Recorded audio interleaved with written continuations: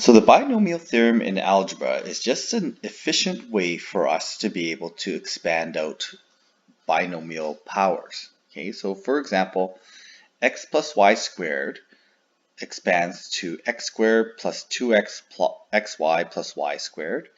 X plus y cubed, when we combine all the like terms, we get x cubed plus 3x squared y plus 3xy squared plus y cubed. Now, and for power 4, etc. Now, you may see some sort of patterns evolving here. One of the ones that you might see is this power on x seems to descend from 2, 1, and in fact, you can put power 0 there. For 3, it goes 3, 2, 1, 0, 4, 3, 2, 1, 0. And you could also see the reverse is happening for y.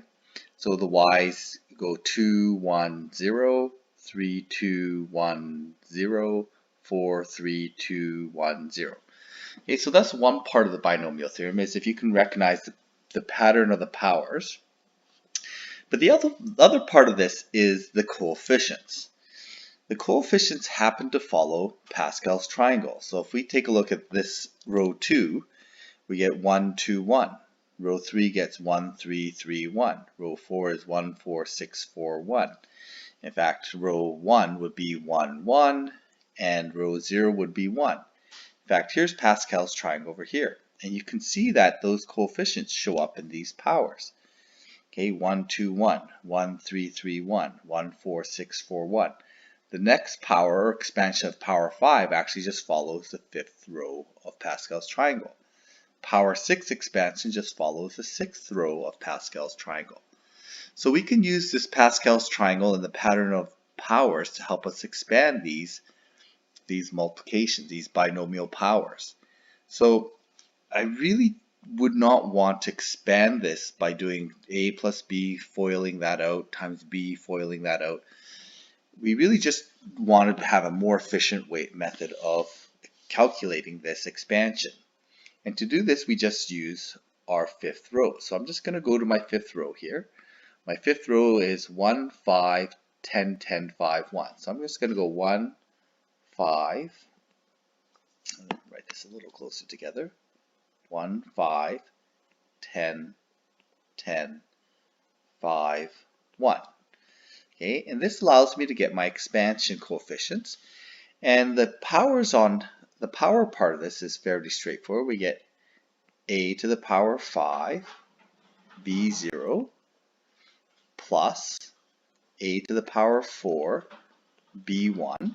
Notice that the powers always add up to the original power of 5, and it's in descending powers of a, increasing powers on b. So we get plus a3b cubed plus 10a squared, sorry, that's going to be a cubed b2. We get a squared b3 plus a1 b4 plus a0 b5. So there's our expansion. We don't really need the power zeros, but I just put them in there just to highlight the pattern of powers here. For power 6 expansion, we just go to row 6. Okay, so there's 7 terms in row 6. So I'm going to write my coefficients. It's going to be 1, 6, 15, 20, 15, 6, 1. Okay, and then I just use the pattern of powers to get the power parts here. So it's going to be a to the power 6, b0. In fact, I'm just going to leave the b0 out. We're going to get a to the power 5, b plus a to the power 4, b squared, plus a cubed, b cubed, plus a squared, b4, plus ab5, plus this is going to be b to the power 6. So there it is. There's my expansion. I don't have to FOIL out and combine a whole bunch of like terms. This all has the coefficients have the like terms all combined. This is a much more efficient way of doing this expansion now. So for power 3, in this case now, my a's and b's have other coefficients involved, and there's also a minus in there, so I have to be wary of this. So I'm just going to do my coefficients first. So it's going to be 1, 3, 3, 1. Okay, so that's my expansion coefficients for the third row of Pascal's triangle.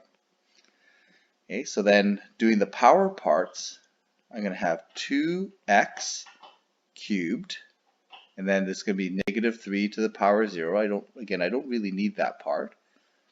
I get 2x squared, negative 3 to the power 1, plus 2x to the power 1, negative 3 squared. And just going to move that over a little bit, plus my coefficient is 1. It's going to be 2x to the power 0, negative 3 cubed. Okay, and then I just simplify this expression. So this becomes 8x cubed plus, this is going to be 2 squared times 3 times negative 3, so that's going to be negative 36. So negative 36x squared plus, this is going to be 3 times negative 3 times negative 3 times 3 times 2, so that's 54. X to the power 1. Okay, plus that last term is going to be minus, it's going to be just 27. Okay, or negative 3 cubed.